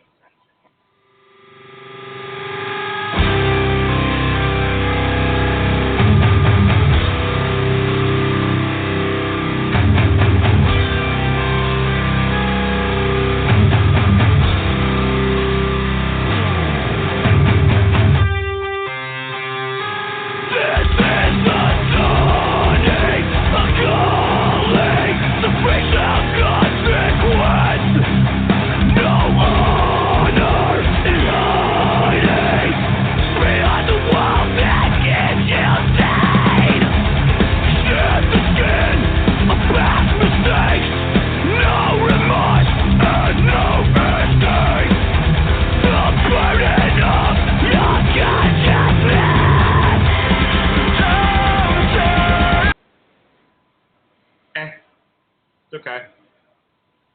Not bad, it's not good, it's just kind of there. I thought it was a pretty good way to send the album off. It's, 6 minutes and 22 seconds is a little long, considering lyrically it's a little short.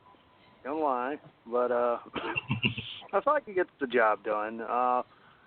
Perhaps not the best way. I still think in terms of closers on their albums, nothing really can. I'm trying to think. Yeah, it doesn't beat No, definitely doesn't beat Rise Inside. I don't think it really beats Eject Yourself, and doesn't beat one last. Well, I think it beats that One Last Sunset maybe, but yeah, it was a decent closer.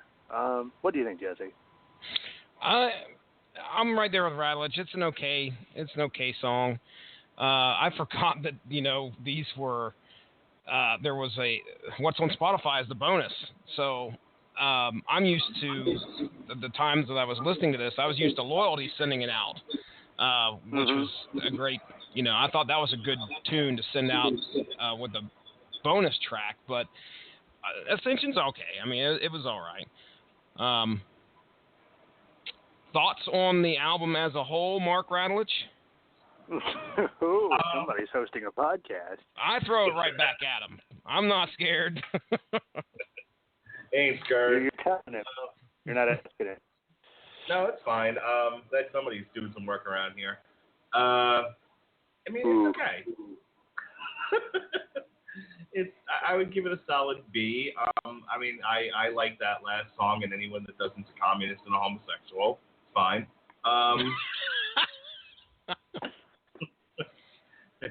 I have a lot of concerted opinions. There weren't too many songs where I found myself like, yeah, get up and dance, get funky. But there were some, so it's not a complete and total waste. It's just okay. I think that's where I land on this. It's not a bad album. It's not an awesome album. I would say it's fair to good. And I would give it a B. All right. Coop, but now I know I want to hear your opinion on it, but also I'd like to hear where this album would rank for you in the rest of their library. That was a very good question, actually. And you're the Killswitch Engage guy. You've loved these guys, I mean, for quite a while. I do. I've been a fan of. They're probably I'd say out of all the metal bands, they're the one I've been the fan of the longest. Okay, yeah, so let's make it easy. What's your favorite album? Go Alive or Just Breathing by a mile. Country mile, in fact. A country mile. All country right. mile. Yeah. So where would you say this would rank in compared to that? Let's see. I admit I've not given this the same amount of what's the word, digestion that I have a lot of the other ones. That's understandable. Yeah, because Alive or Just Breathing's number 1. As Daylight Dies is 2. I'd give Time to Grace. I'd throw that in there too. Hymn of a Broken Man. That's 3. Then you're gonna have let's see, because the way it stands now is, and after that's End of Heartache, first Killswitch Engage, first self-titled, which is the debut, and then the second self-titled, which is the last one's Howard. I'd say this one is better than the second self-titled. Kind of ranks towards the back half, but that's back not really half. It's in the back half. I'd probably put it somewhere, depending on my mood. I'd put it behind End of Heartache. Maybe, it'd be behind the first self-titled, I think, just because that was a really good debut. I think with some more listens, it'll grow on me. Oh, and I forgot Disarm the Dissent, which I would put that above, right there, right a little bit above the End of Heartache, because that was such a good album. But this one, I've listened to it about 1.5 times, so really I don't feel like the opinion's quite there yet, because the songs haven't stuck to me quite as well as they should have, because I've been doing, things in the back, doing things while this is in the background. Overall, I think I'd give it an 8 out of 10. Same thing I gave Baby Metal, about 4 out of 5 stars, if we want to break that down a little. I like the star system more. Because really, if you put anything, if anything's lower than 5, I just assume it's shit. So, yeah, so I'd give it about 4 out of 5 stars. It's a very consistent album. It's very well done. There's lots of flashes through the Alive or Just Breathing days, and you also have more of the you still have some of the Time to Grace flares in there too, which I really feel like do the album some justice. Really, really happy this album has come out though. I was one of those that was listening. I listened to about half of those tracks as they were released, each day until I got really busy and just kind of forgot. But overall, I think it's a good album. It's a grower, and just like John's Vikings. There I go. Oh shit! Give him hell. I've been listening to Mark talk all night. It rubs off. But just like Yams Vikings and Baby Metal 2, because I'm just going to call it Baby Metal 2. That's what it is. I plan on buying all of these because they're all quality releases by bands that I'm a pretty big fan of, I'd say. So 4 out of 5 stars. I dig it. Okay. Killswitch Engage's As Daylight Dies remains my favorite album from the band. However, this album right here, I do give a thumbs up, and I encourage anybody to take a listen to it. Are we doing the three different reviews? That's our fucking gimmick. Anytime I'm on here, that's what we got to do. 3 different rating systems. I love it. No one should leave this podcast with a clear vision of what we thought of it. Yeah. Yeah, I agree. Like, if anybody's confused, well, I sit them down and be like, look here, we gave you a very own review system for it. I really think you need to get with the program. I would like to say that this album is divisive, but clearly I'm outnumbered here, so I can't really stand by that particular opinion. I want to end this podcast, but I got one more thing I gotta have Mr. Cooper do. Mr. Cooper, please go get Bane and ask Bane for his assessment of the album. Yes. All right, give me a second here. This has been the first Killswitch Engage album that I've listened to in many years, Batman. Because, you see, you think the Killswitch is your ally, but it betrayed you. I was born in it, molded in it. I did not see the Howard Jones until I was a man.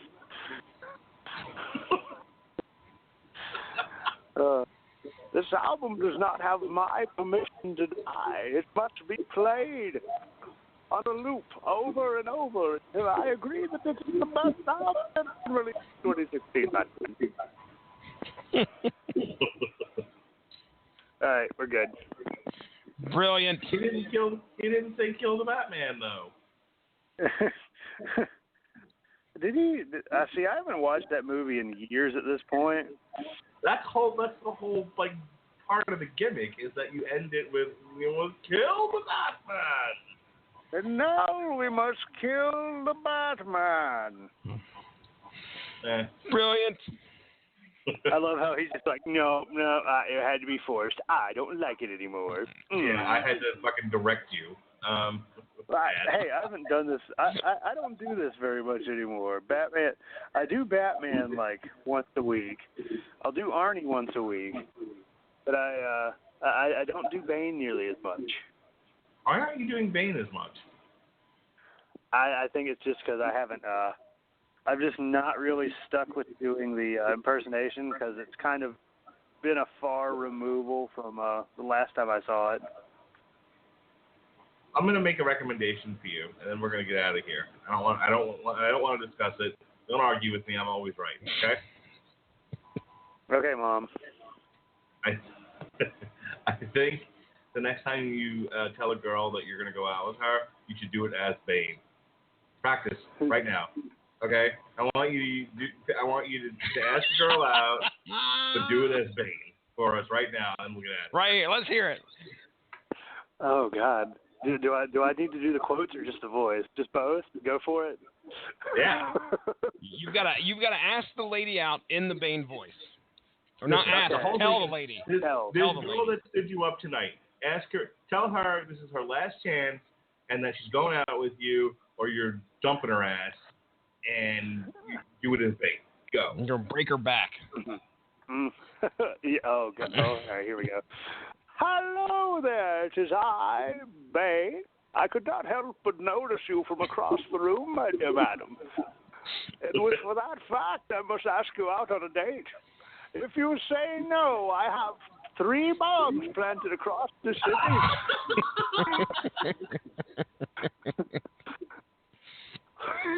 I couldn't remember the plot from that. We'll just keep. Fuck it, we'll keep going. And if you say no, those bombs will blow the city to pieces.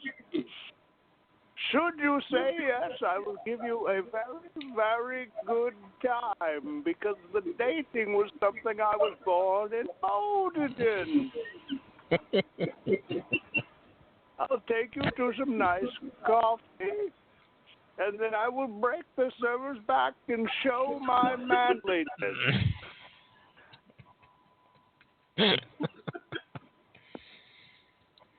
There we go. Well done.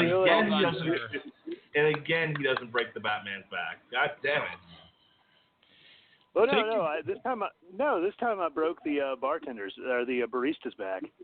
Asked her out the coffee, or told her out the coffee. Okay, forced her in the coffee. He was born in the dating. That's right. I was born in the dating. I was molded in it. I didn't see the single. I like the fact that he doesn't think that this is going to get him thrown in jail. That he's threatening that if this girl doesn't go out with him, he's going to commit terrorism. I mean, really. At this point, if I'm resorting to the Bane voice, I really feel like it's kind of dire. So I'm really wondering, with the girls that I tend to chase, if I just go a little weirder, I really think that might work. I'm telling you, the Bane voices win. Well, I already have one girl that she's a good friend of mine.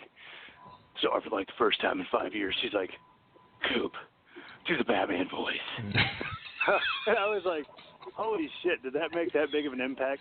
She's like, yeah, you really need to do it. Oh, man. Yeah, because some people request Arnie, but that's one I just like to bring out whenever people aren't expecting it. Good one. No, I'm forever a fan of Bane. There's nothing better than Bane to me. That's because you're not on the chopper. Get that now, Mark Radulich. Do it now. Take his hand.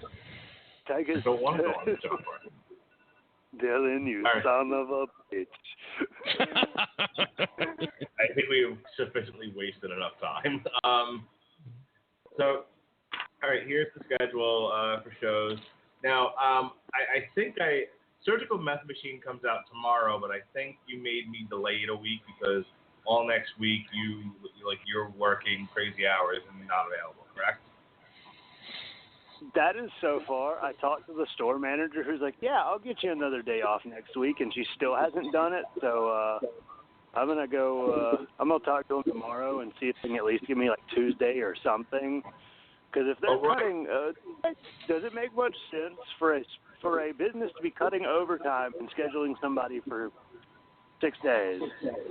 All right. Well, the point of all this is that even though Surgical Meth Machine, which is Al Jorgensen's new band, comes out on the 15th, we won't be getting to it until April 26th, which is a week from this Tuesday. So no podcast next week. No Metal Hammer of Doom. We are taking the week off. However, Long Road to Ruin will be back on Thursday. We'll be looking at the Hunger Games, and then Hunger Games Part 2, Catching Fire. The following week, we'll do Surgical Meth Machine on Tuesday. We'll be reviewing The Huntsman's Winter's War on Wednesday, and then Long Road to Ruin. We'll be looking at Mockingjay Part 1 and Part 2. I skipped over the previous Wednesday. This Wednesday, the 20th, we'll be reviewing Jon Favreau's The Jungle Book. Going into May, on May 3rd, we'll be reviewing Rob Zombie. I love his name. The Electric Warlock Acid Witch Satanic Orgy Celebration Dispenser. Perfect. Oh, jeez. Yeah. And then my wife goes to Utah and screws up all my plans. The following week, we'll be reviewing Metal Hammer of Doom, Vector, Terminal Redux, then Civil War, and then Long Road to Ruin. We'll be doing our Ode to Baseball in the month of May. We'll be looking at the Bad News Bears trilogy. On the 17th, we'll be reviewing the new Hate Breed, the Cosby Confessional. On Wednesday, we'll be reviewing Money Monster. And then on Thursday, Long Road to Ruin will wrap up for the month of May with Major League, the Major League trilogy. On the 24th, our Motorhead retrospective part 1. On the 25th, we'll be reviewing the Angry Birds movie. And then on the 31st, we'll wrap up Motorhead's retrospective. We'll be reviewing X-Men Apocalypse on June 1st. On June 2nd is my birthday. My wish list is available on Amazon. And we'll be reviewing Long Road to Ruin, the X-Men trilogy, just the first 3 movies. You plugged your fucking wish list. Hell yeah. I'm also going to plug my birthday party. My 40th birthday, ladies and gentlemen, will be June 4th.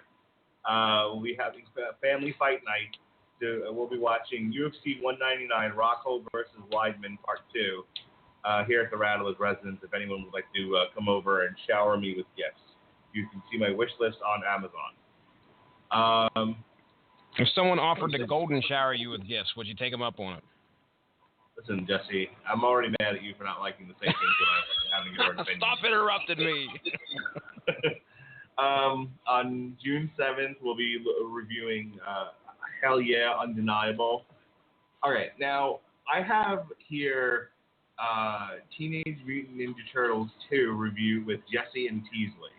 Okay, so I have you both already down for the new Teenage Mutant Ninja Turtles. Yes, sir. Winfrey, I think, is sitting this one out. He He abjectly said, "I am not going to be there."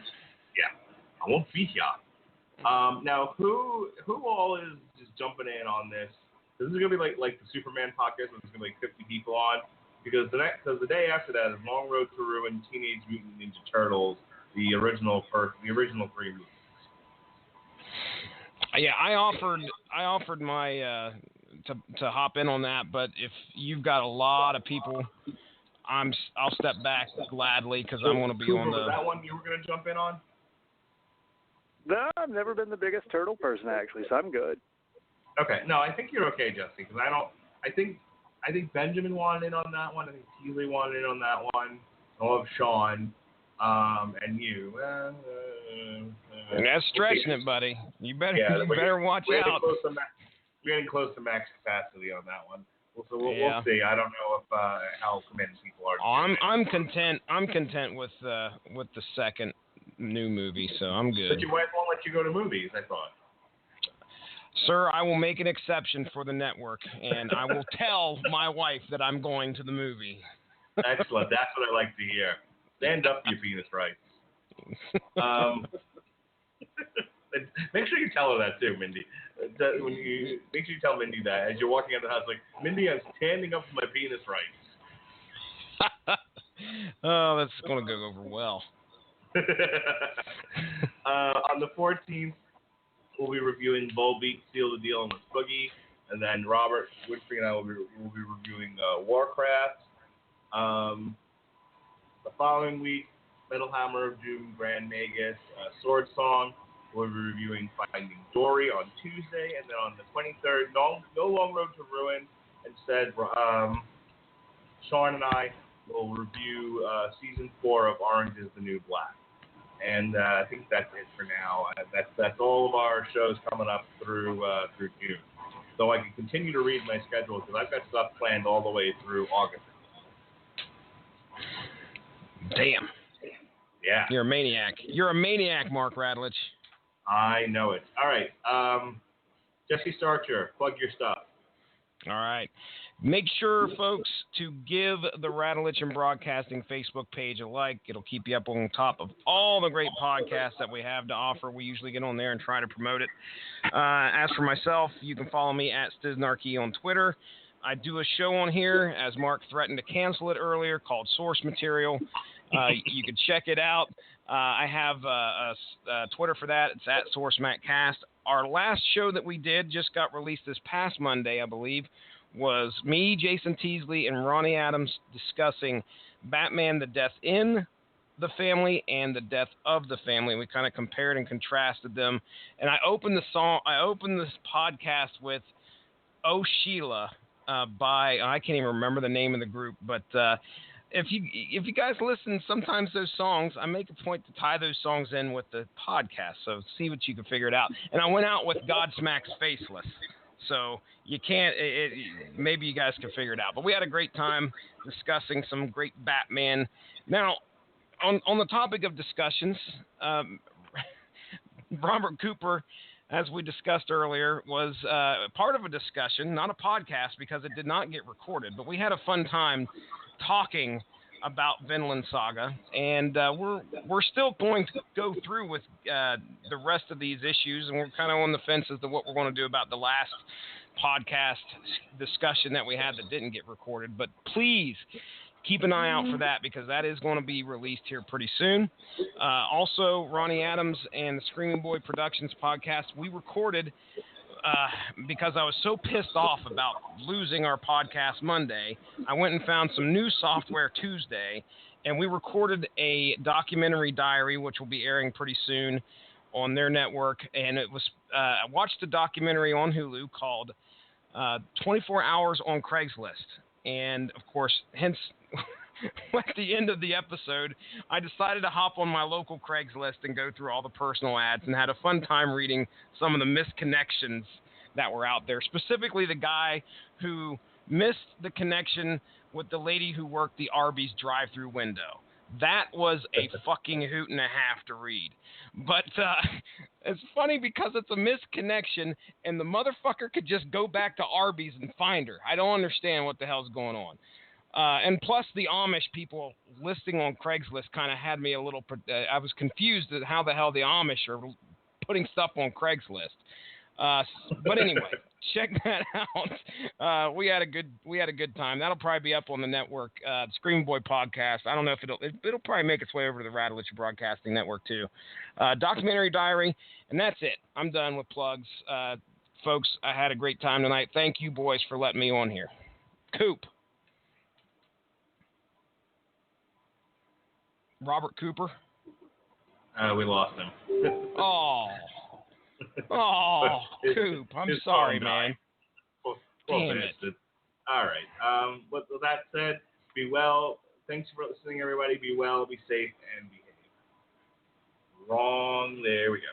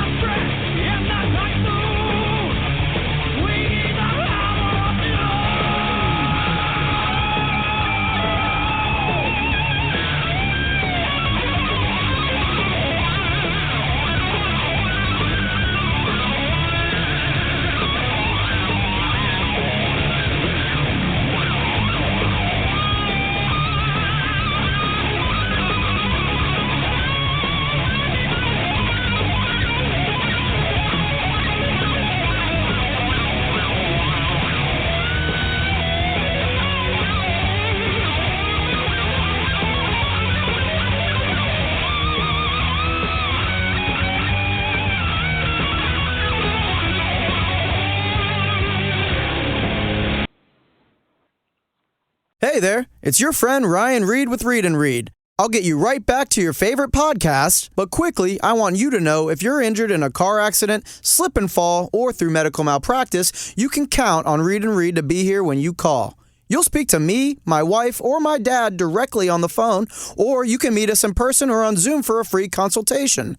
Visit needread.com today for more information. And remember, with Read and Read, it's like having a lawyer in the family. Needread.com. Offices, Tampa Bay. Hi, I'm Benny Jr. with Bartow Ford. You've heard me talk about all of our awards and sales numbers, but sometimes we fail to mention what really makes that happen. Simply put, that's our culture. Our founding father, Ernest Smith, a long time ago, came up with a philosophy that said, take care of the customers, take care of the employees, and take care of the community that you live in. My father carried on that tradition and taught it to me. We have not strayed from that philosophy for over 73 years, nor will we ever, because at Bartow Ford, we're different, and we prove it.